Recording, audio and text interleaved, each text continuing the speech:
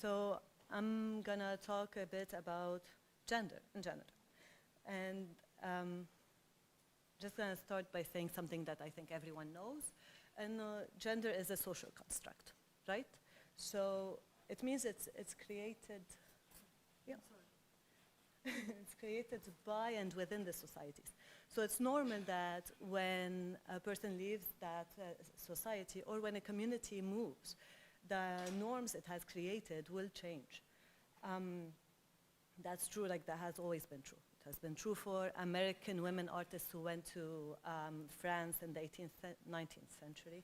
And it's true for people who are in forced migrations or, like refugees. So evidently, it's reflected in the many comics on the refugee crisis in the region, whether it's explicitly mentioned or not. I'm going to talk about a lot about comics that were done on and by Syrian refugees in Lebanon mostly, although I do use some other references. And now can you hear me? Yes. Okay. One thing is that when we talk about gender, we tend to think immediately of women. And of course, gender is not limited to women. It's the whole construction that, that separates people into men and women and ascribes certain roles to men and others to women. And however, in the comics that I've seen, and well, in a lot of the reports and information that we have about refugees, that separation is like put forth. And so excuse me if it's going to be very binary and heteronormative and all that. And we can think together about why that is in those comics in particular. So since we're talking about women and men, of course, but like I'm going to start with women. And so I'm going to start with the women who come alone, who travel alone, or with their families. And a lot of the comics start with when they leave Syria. And so we see lots of examples of women who travel alone, whether it's because their husbands have moved before them, like came to Lebanon before them, or did not want to leave, or had disappeared or passed away, or like, been killed in the war itself. So 30% of, more than 30% of the households actually, of refugee households, are headed by women. In Lebanon, because we're a very racist country and because we did not, I'm taking responsibility here, because there is no refugee status. We have a huge number of people who don't have papers. And so men find it more difficult to travel within the country because they would be stopped and asked for their IDs, which meant that women have more freedom to move around. And this had led to some specific roles that women have taken on and more freedom that they have than men, be it in settlements, camps, or in the city itself. Which means that women find it easier to work. I feel like I'm telling a story done by other people, like lots of other people, so that's good. So women find it easier to work because they're questioned less when they want to travel, and because they get paid less a lot of the time, and children too, of course. But however, they do work a lot in jobs that they are not trained for and jobs that they probably would not have picked otherwise. So for example, this woman is telling us that she ended up cleaning houses, and it weighs on her. And the woman in the drawing by Lena Mirhij is talking about how she is working in agriculture even though she gets judged for it. There's also the fact that NGOs are implementing lots of programs for women in particular. And they tend to help women more. They call it economic empowerment of marginalized people, or and so you end up having also women who take on, like, become entrepreneurial, or who have to go and get the aid from the NGOs. Well, lots of those comics are done by or commissioned by NGOs. And those that aren't, they are also often done through anthropological research, which means that we often frame the question of gender within the family. And like this, that's the artist who did this, asking about the relationship between the men and the women in the family.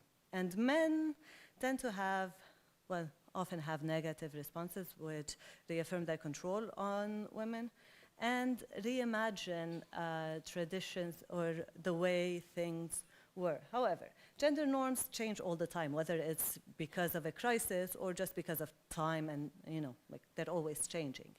However, in refugee situations, people tend to idealize the life they left behind, and they tend to idealize a certain imagination of traditions, which means that they often tend to reframe women as the fact that they should be in the house, even if that's not always the case in Syria in particular. Well, before I get to this, comics, since they're often done through interviews, they're often done in the homes. And so we are given an insight, let's say, into the domestic realm and into the private life of men and women alike. I love that, that panel, because it kind of made me question. We often, in gender studies, we often talk about the male gaze, and now, like, when I saw this, it made me question my personal gaze, looking at those stories. She's actually saying, dear Lebanese, you are witnessing live a discussion around what has become the honor of the Syrian woman. Some of the characters represented in the comics do say that those ideas, those gender norms, like there is no time for that now, or like there are way more important things.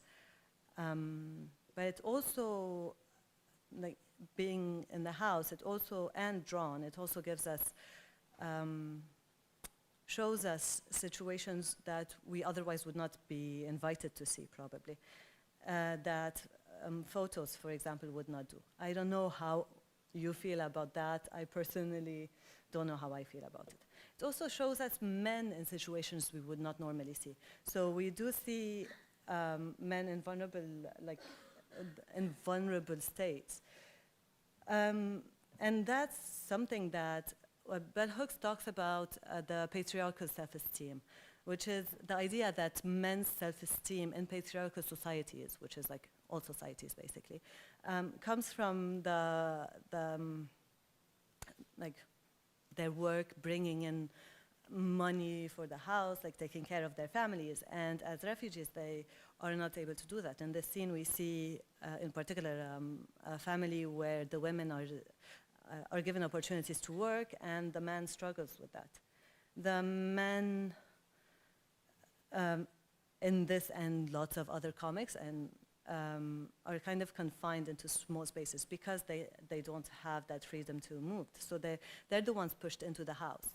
You would think that that means that gender roles for men would change. However, sexism is built on the idea that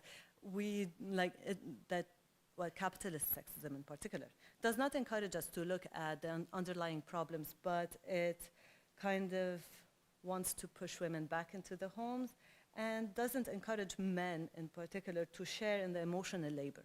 So, for example, this person actually says it in a way. This person cannot work, the man cannot work, and his wife is young, and the interviewer, who is also the artist, asked him, why wouldn't she do the work?